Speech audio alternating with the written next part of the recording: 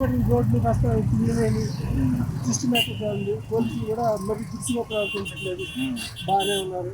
అంతా సాధారణంగా నాకు తెలిసినట్టే హ్యాపీగా రాజధాని మూడు సొంతంగా కడుతున్నారు, దానివల్ల యూజ్ ఉందంటారా?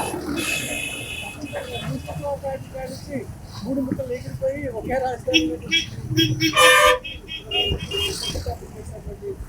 అన్ని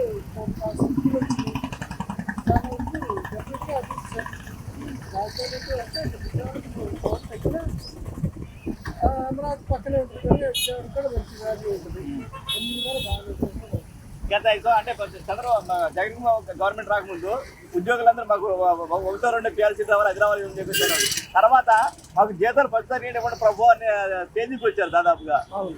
ఇప్పుడు తర్వాత ఇప్పుడు ఎలా ఉంది? ఇంకా ఉంది 30 తారీఖు మా యూనివర్సిటీ మీటింగ్ కూడా అరేంజ్ చేశారు గవర్నమెంట్ కనుక నాకు ఏదన్నా కానీ